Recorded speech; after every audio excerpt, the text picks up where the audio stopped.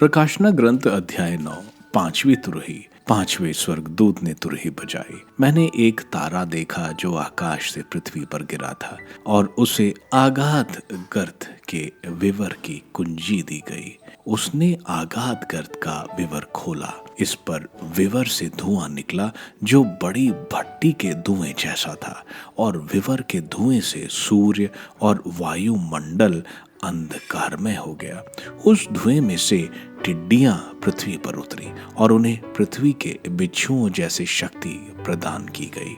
उन्हें यह आदेश मिला कि वे घास अथवा किसी पौध या वृक्ष को हानि नहीं पहुंचाए, बल्कि केवल उन मनुष्यों को जिनके माथे पर ईश्वर की मुहर नहीं लगी हो। टिड्डियों को इन लोगों का वध करने की नहीं, बल्कि इन्हें 5 महीने तक पीड़ित करने की अनुमति दी गई। उनकी यंत्रणा बिच्छुओं के डंक जैसी थी। उन दिनों मनुष्य मृत्यु की खोज करेंगे, किंतु वह उन्हें नहीं मिलेगी। वे मरने की अभिलाषा करेंगे, किंतु मृत्यु उनसे भागती रहेगी। उन टिड्डियों की आकृति युद्ध के लिए सुसज्जित अश्वों जैसी थी। ऐसा लग रहा था कि उनके सिरों पर स्वर्ण मुकुट हो। उनके मुख मनुष्यों के मुख जैसे थे, उनके केश स्त्रियों के केश जैसे, और उनके दांत सिंहों के दांत जैसे थे। ऐसा लग रहा था कि उनके कवच लोहे के कवच थे। उनके डैनों की आवाज युद्ध के लिए तेज दौड़ने वाले बहुसंख्यक रथों और अश्वों की आवाज जैसी थी। उनके पूंछों जिनमें डंक थे बिच्छुओं की पूंछों जैसी थी। उनकी पूंछों में मनुष्यों को 5 महीने तक हानि पहुंचाने का सामर्थ्य था। उनका एक राजा था, अर्थात अगाध कृत का दूत, जिसका नाम इब्रानी में अबहोन है और यूनानी में अपोलोन। पहली विपत्ति अब बीत चुकी, इसके बाद 2 विपत्तियां और आने वाली हैं।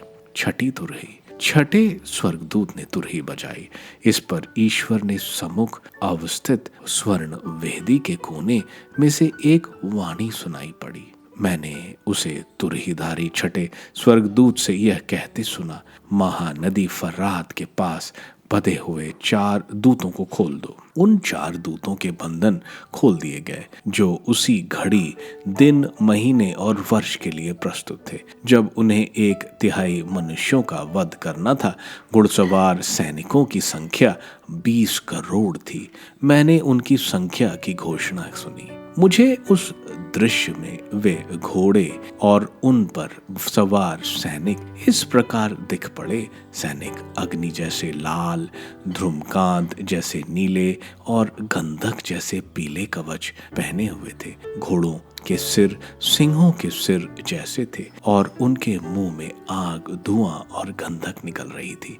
इन 3 विपत्तियों द्वारा, अर्थात आग, धुएं और गंधक द्वारा, जो घोड़े के मुंह से निकलती थी, 1/3 मनुष्यों का वध किया गया, क्योंकि उन घोड़ों का सामर्थ्य उनके मुंह में नहीं, उनकी पूंछ में भी थी। उनकी पूंछ सांपों के सदृश थी। उनके अपने सिर थे और वे उनसे भी हानि पहुंचाते थे। शेष मनुष्यों ने, जो इन विपत्तियों द्वारा नहीं मारे गए थे, अपने हाथों के कर्मों के लिए पश्चाताप नहीं किया। वे अब दूतों की पूजा करते रहे और सोना, चांदी, कांसे, पत्थर और लकड़ी की उन देव मूर्तियों की, जो ना तो देख सकती हैं, ना सुन और चल सकती हैं। उन्होंने अपने हत्याकांडों, अपने जादूटोनों, अपने व्यभिचार और अपनी चोरियों के लिए भी पश्चाताप नहीं किया।